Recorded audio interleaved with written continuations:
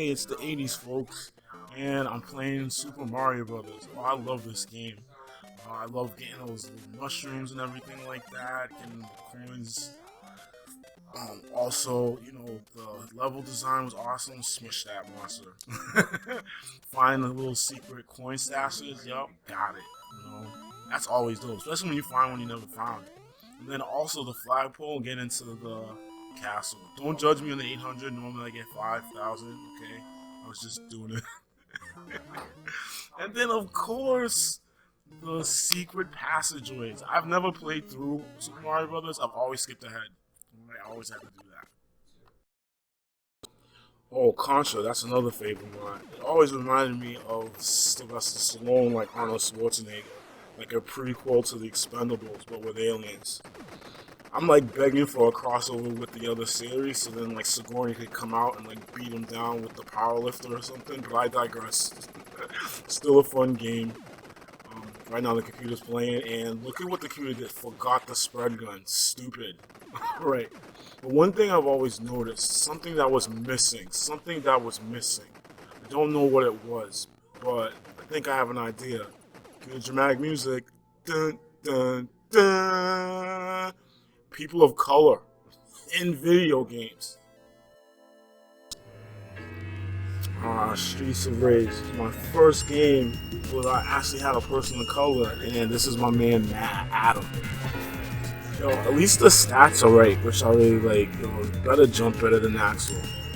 But this game came out like in 1991, and I think I was about 13 years old when it came out, and I couldn't believe that I was actually playing a game that had a person of color that was in this game. Like I'm actually playing somebody that represents me.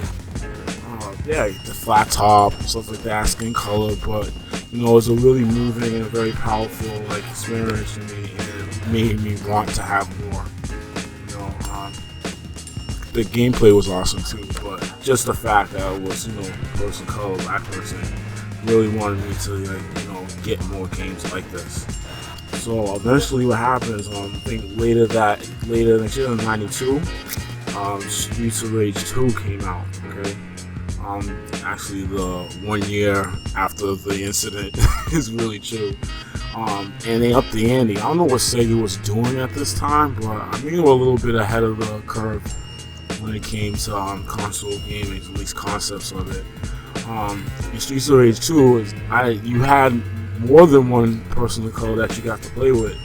You got to play with either Max or my man Skate. Now Skate this was my dude. I loved him, man. He had the hat on backwards with the shorts. He had like the little bling on his neck. It's probably a herringbone because this is definitely the 90s. But it was really important to see that. Side note, I think I liked this character so much that eventually later on in life I learned how to rollerblade. I didn't know why I wanted to, but I did. Alright, Virtua Fighter was another game that I really liked, because even though you had your typical Asian fighters in here, like the Kung Fu Lady here, you had people of color like Jeffrey McWild, right, and then Vanessa, she's so bad. And you got the typical Kung Fu guy. But one thing I didn't really like, there goes Secret Agent, is that I didn't like this character here, the Wolf Hawkfield. I don't think they really classified him as a Native American, but I mean whatever. But you know what? I picked my man Jeffrey. Expecting the best. All right, because I'm like, yo, we got locks. All right, look at that. Yo, we got a luchador here. So this game was pretty lit. But come to find out that Jeffrey McWild is just like a bootleg Kimbo Slice. Like, really bad. Either that I didn't really know how to use him, but I did not like him at all. And he gets pretty folded by this tiny Mexican. Alright? But what's really dope was Vanessa. I mean, despite her gear and everything like that, she's a really good fighter. I like her style. It's called Val Tildu or something like that. But you see that, right? Coming in, break, and block. Now, this game, Prototype 2, I felt is one of the best, in terms of representing a person of color in a really unique way. Instead of really having like the tough guy vigilante, like brown bread story, you know what I'm talking about. You see a deeper, more emotional storyline with this character. Hella is the main character, and he wants to find Mercer. That's him, who has a virus that's killing New York. Hella believes that he's responsible for his wife's death and his child. Directly or indirectly, Hella just looks at him as the source. And I think not only because he's black, but he has a complete family. Like, you haven't seen stuff like that in where I grew up. Like, you don't really see that often, which is kind of sad. But to have a game kind of go off the line and not do that, that was really impactful for me. So much, like, I did a pre-order, got the T-shirt as well. It's really gripping. It's a really gripping story. I can't really say much about it. I'm actually going to show a couple of clips as you're going through it, and you'll see a little bit of what happens to Hella. Right now, he's driving in the truck. He's contemplating. Remember that scene behind? That was his flashback scene, and why he's back in service. He's not supposed to be in service because he has trauma. Of course, you have trauma if you see your family dead. But now he confronts Mercer. Right, and you can see like the rage and like the emotion, and he's like, I'm gonna get him. And eventually what happens is that Mercer does have the virus, but it's changed in his body and it's made him like into a unique weapon.